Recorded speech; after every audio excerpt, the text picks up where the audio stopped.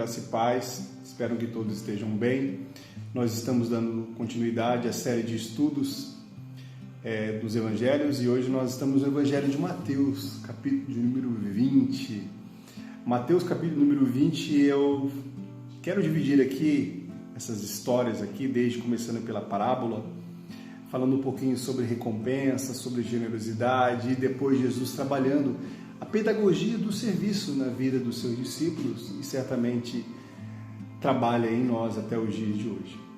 O contexto dessa parábola é a continuação do capítulo 19, quando após Jesus ter contado a história do jovem rico e ter feito o convite, Pedro pergunta: Senhor, o que vai ser de nós? Deixamos tudo, né? Como se estivesse falando, qual vai ser a nossa recompensa? E Jesus, como é muito natural dele, conta uma história da sua época, o que era muito comum, uma parábola aqui, são histórias que não aconteceram, mas que ele usa da didática, né, do contexto do seu dia a dia para poder ensinar a vida desses discípulos.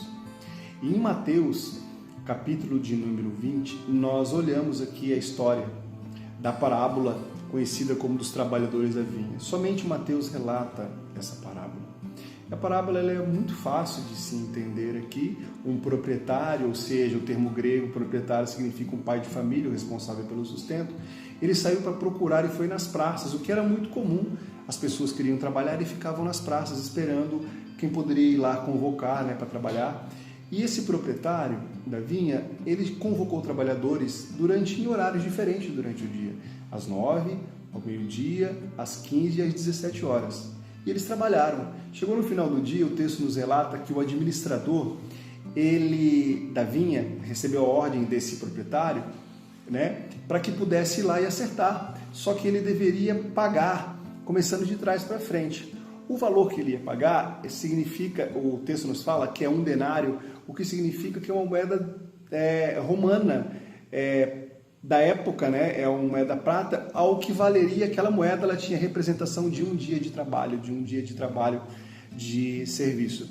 Só que o proprietário da vinha, ele foi generoso, o texto nos relata, porque ele começou de trás para frente, recompensando o que chegou às 5 da tarde, o que chegou às 9 da manhã. O texto nos fala que o valor foi o mesmo, ou seja, uma moeda, um dia de trabalho. Mas para nós parece ser injusto, não é verdade, irmãos? A gente olha e fala, mas como é que é uma recompensa? A gente vive numa sociedade de mérito e demérito. Mas como assim que eu vou ter a mesma recompensa? E o texto nos relata que nessa parábola que um dos trabalhadores questionaram. Ele falou: eu faço o que eu quiser no meu dinheiro. Você não concordou em vir trabalhar por esse valor? E o texto nos fala, e ele repete o que ele já tinha falado, né, no capítulo 19, trabalhando na vida dos discípulos, e eu creio que está trabalhando em nós. Assim os últimos serão primeiros e os primeiros serão os últimos, o verso 16. Ou seja, na graça de Deus é interessante a gente perceber que essa generosidade, o texto nos fala sobre isso aqui, que esse proprietário ele foi generoso, ele foi bondoso, ele quis dar o mesmo valor, afinal, certamente os dois tinham as mesmas necessidades, eram pais de família, e vamos imaginar que ele tomou essa decisão de realmente ser generoso.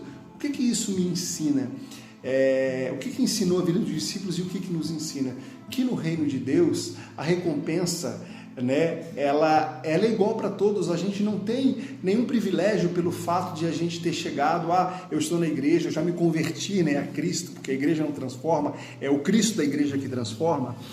Eu cheguei aqui há 20, há 30 anos. Não, aquele que chegou hoje a se converter, foi convertido por Jesus, ele pode estar desfrutando de bênçãos maravilhosas, tantos quanto aqueles que já estão há 20, 30 anos na caminhada junto com o Senhor.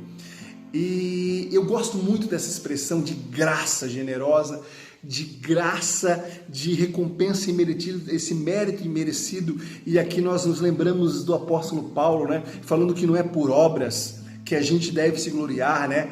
Ou seja, não é por mérito algum, mas é pela graça de Deus. Não é por mérito nenhum, é tudo mérito dele. E Jesus agora, ele continua falando aqui, ele no capítulo ainda 20, A gente divide aqui, o texto nos fala que divide em Jesus ele falando novamente sobre a sua morte, sobre a sua ressurreição, e aqui ele vem trabalhando exatamente isso nos discípulos, de que ele é o servo sofredor, ele é aquele que está disposto a servir e de se entregar a sua vida. E você imagina como é que não funciona isso na cabeça dos discípulos, aquelas pessoas, e eu tento me jogar para esse cenário aqui, e Jesus ele dá uma outra lição de um pedido de uma mãe querendo algo inusitado. O texto nos fala aqui, verso 21, o que você quer? Perguntou ele, e ela respondeu, declara que no teu reino estes meus filhos se assentarão um à tua direita e outro à tua esquerda. E Jesus ali, ele repreende essa mulher. E é interessante a gente perceber de que Jesus novamente ele fica indignado, porque o reino de Deus é um reino de serviço. Ao contrário, aquele que quiser tornar-se importante deve estar servindo. E como é difícil isso na vida de hoje, irmãos, numa sociedade em que a gente busca o status, numa sociedade em que constantemente a gente está buscando sempre ser o primeiro, se destacando, uma sociedade hoje que cobra muito de nós, um sistema terrível que a gente vive, e vem Jesus e faz esse contraponto com os dias de hoje. Como que é importante a gente viver isso. E no final, novamente aqui Jesus ele dá um exemplo de serviço e de milagre, perguntando para um cego, o que é natural, você imagina você perguntar para um cego o que ele quer. Mas Jesus ele quer saber das nossas necessidades, de fato, e ele queria experimentar, como se estivesse querendo saber qual é a fé, o que esse homem quer. E ali Jesus já vem trabalhando na vida desses discípulos, e já vem sendo reconhecido como aquele que é o Senhor, que realmente é o Filho de Deus.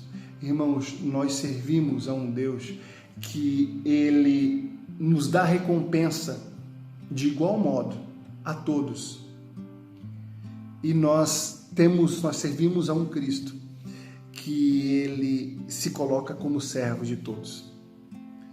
E é interessante que Ele vem trabalhando esses dois contextos, de recompensa e de serviço. Eu gostaria que você, diante de Deus, pudesse entender essas verdades aqui que o texto coloca e que você possa desfrutar dessa maravilhosa graça que Ele nos permite. Essa graça que nos impulsiona ao servir, não por qualquer interesse, mas simplesmente porque Ele fez isso em nosso coração. Eu não sei qual é a sua satisfação, mas eu tenho uma satisfação tão boa quando eu posso abençoar e poder compartilhar e poder servir a vida das pessoas. Irmãos, isso não tem preço. Que Deus te abençoe, que nesse dia você possa ter um dia onde essa graça do Senhor te alcance, onde o serviço e o milagre do Senhor seja constante na sua vida. Que Deus te abençoe.